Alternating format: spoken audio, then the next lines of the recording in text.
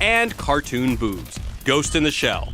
Yeah, we know there's a new version out, but apparently they forgot to put in a lot of the brainy stuff, so we decided to talk about the original.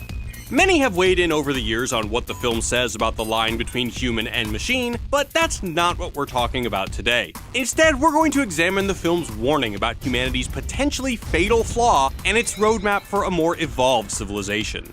Ghost in the Shell is probably one of the most philosophically complex animated films out there, so big shout out to Naruto Online for sponsoring this video and supporting us as we tackle this cultural milestone. Since some of the philosophy we'll be covering can get a bit confusing, stick around till the end to hear us explain a key lesson using the world of Naruto. Welcome to this Wisecrack edition on the philosophy of Ghost in the Shell, and as always, spoilers ahead. Ghost in the Shell had a huge impact on sci-fi. Works such as Ex Machina, The Matrix, and Westworld echo not only the film's aesthetics, but also the theme of mankind versus technology. We often see this as a warning that technology will take over and/or alter humanity for the worse. And I'm not talking about clickbait or selfies. I'm talking about this. The machines had found all the energy they would ever need. And this, you know, classic robot overlord stuff. However, Ghost in the Shell is different. While it's set up to be a typical battle between man and his creation, the resolution is not one side triumphing over the other, but a synthesis between the two. Don't remember? Can't blame you, it's probably been a while, but here's a quick refresher. The film centers around Major Motoko Kusanagi, a cyborg government agent working for Section 9, basically a black ops unit. Section 9 pursues a mysterious entity known as the Puppet Master, who employs ghost hacking to monkey around with people's memories and force them to do its bidding. Do you even know who you are? Ghost-hacked humans are so pathetic, it's a shame. And this poor bastard's been hacked pretty badly. This super hacker turns out to be a spy program originally called Project 2501, which was secretly developed by Section 6. They're an intelligence division sort of like the CIA. Section 6 lost control of their creation after it spontaneously developed self-awareness by swimming in the vast ocean of the digital world. When Kusanagi finally catches up to the Puppet Master, it makes a rather forward proposal. I want us to merge. Merge? That they should merge consciousnesses and create a new, unique being. She accepts, and the film ends with a new entity, call it the Kusanuppet Master, contemplating what to do next. Maybe a vacation? The confrontation and resolution of these two forces, human and digital consciousnesses, reflects German philosopher Georg Wilhelm Friedrich Hegel's vision of progress. Yeah, what a name. To Hegel, conflict progresses human history. Every development from the time of our illustrious forefathers to the present day is caused by forces that clash and create something new. This is Hegel's dialectics in a nutshell. But before we get into that, we need to show how Hegel's fundamental ideas help build the setting of Ghost in the Shell. First and foremost, Hegel's philosophy is driven by the belief that the world operates on rational principles and that the true nature of reality is knowable. Kusanagi is defined by this philosophical idealism. She is driven by dissatisfaction with her limited perspective. Any way you look at it, all the information that a person accumulates in a lifetime is just a drop in the bucket. And is convinced that there is a more perfect reality available to her. As such, the film treats the marriage of Kusanagi's human consciousness and the Puppet Master's artificial nature with a certain optimism, and Hegel's system of dialectics explains why. But first, I want to distinguish Hegel's dialectics from the way the term is more commonly understood. In classical philosophy, dialectics are a form of argumentative discourse designed to ferret out contradictions and arrive at a better understanding of truth. You start with an argument called a thesis, which is met by a counter-argument called an antithesis. The end result may be either a refutation of the original idea, an affirmation of the counter-argument, or a synthesis of the assertions that results in a better understanding of the subject. Think Socratic method or a lawyer cross-examining a witness. The purpose is to learn the truth. In Hegel's system, dialectics is more than just philosophical inquiry. They are the very mechanism by which humans progress, both on an individual level and as a collective. When one force confronts another force, something new ultimately emerges. At the heart of the film is a dialectic of the human and digital worlds. In the one corner, we have Kusanagi and her human mind. Her various memories and experiences combine to make her a unique individual, and yet she feels constrained by her own limited personal identity. Each of those things are just a small part of it. I collect information to use in my own way. All of that blends to create a mixture that forms me and gives rise to my conscience. I feel confined, only free to expand myself within boundaries. In the other corner, we have the Puppet Master, who sprang forth from the vast informational resources of cyber reality and therefore possesses the broader understanding that Kusanagi seeks. But the Puppet Master too feels limited by its lack of personal identity. I refer to myself as an intelligent life form because I am sentient and am able to recognize my own existence. But in my present state, I am still incomplete. I lack the most basic life processes inherent in all living organisms, reproducing and dying. In short, each has what the other needs. Other films have us trained to think that when technology gets a little too big for its britches, it needs to be put in its place so humanity can be preserved. But through the lens of Hegel's master-slave dialectic, this meeting of the minds should have no winner. Imagine a feudal lord of the Middle Ages and the serfs bound to work his fields. The lord is the master. He can force the serfs to toil away because he controls all the agriculture in the area. The serfs are his slaves, peasants who can't afford land of their own. They work their asses off, while the lord sits back with a refreshing drink.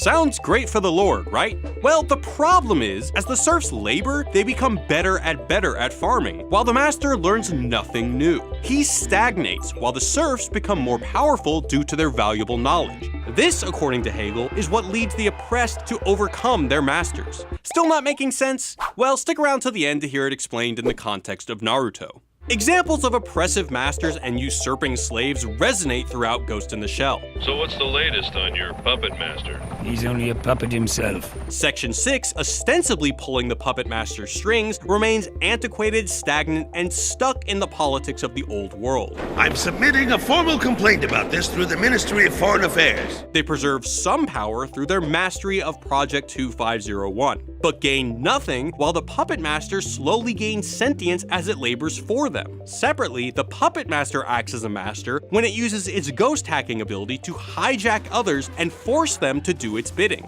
We see this early in the film when Section 9 interrogates the garbage man and learns that he was brainwashed into believing that he was spying on his wife, when in fact, he was merely the Puppet Master's tool. What's a simulated experience again? But the Puppet Master's efforts are constantly thwarted, and it remains unable to escape the terms of its bondage. Similarly, Section 9's typical MO is classic master behavior. They use lethal force to accomplish their goals, leaving no room for compromise. The first time we see Batu, he's bragging that Section 9 has the authority to kill. We're the ones who get our hands dirty. And Aramaki's approach to the Puppet Master is to destroy it if Kusanagi can't secure it. If you're unable to retrieve the puppet master, your orders are to destroy it, without fail. Ultimately, none of this is productive. It just makes it harder for Section 9 to understand the Puppet Master's true nature and prolongs Kusanagi's journey to enlightenment. The preferred result when two opposing forces clash is synthesis, which Hegel refers to as sublation. He means something very specific here. It's combination without loss. The result is a unique, superior idea that incorporates and accommodates both perspectives. That's what the Puppet Master is proposing when he suggests that he and Kusanagi merge. We will both undergo change, but there is nothing for either of us to lose. A cyborg is a great example of this. A cyborg is neither wholly man or machine. It's a synthesis of man and machine. Encompassing both, it becomes something new. Sublation is crucial because it helps avoid the stagnation that occurs when a person, idea, or whatever becomes too insulated. Looking at Section 9, we see that the team was composed with dialectical principles in mind. When Togusa asks Kusanagi why he, a non-augmented human, is included on the team of cyborg badasses, Kusanagi explains that his uniqueness makes the group stronger. If we all reacted the same way, we'd be predictable, and there's always more than one way to view a situation. What's true for the group is also true for the individual. It's simple. Over-specialize and you breed in weakness. It's slow death. The Puppet Master too is aware of the problem of stagnation, and that's why he needs the constraints that Kusanagi feels fettered by. Life perpetuates itself through diversity, and this includes the ability to sacrifice itself when necessary. Cells repeat the process of degeneration and regeneration until one day they die, obliterating an entire set of memory and information. Only genes remain. Why continually repeat this cycle? Simply to survive by avoiding the weaknesses of an unchanging system. This is reminiscent of a species from another classic series, the Borg from Star Trek. The Borg are an awesome villain, and I'd use pretty much any excuse to bring them up, but they actually illustrate what we're talking about pretty well. The Borg is a cybernetic race that travels the galaxy, assimilating other species into a collective mind. Why do they do this? We wish to improve ourselves. We will add your biological and technological distinctiveness to our own. Your culture will adapt to service ours. It's the same reason. Without diversity, the weaknesses of the race will inbreed and compound, rendering their civilization vulnerable. Obviously, from the perspective of the assimilated, there's some loss. The Borg gets your smarts and fresh genetic material, and all you get is a new, modern look.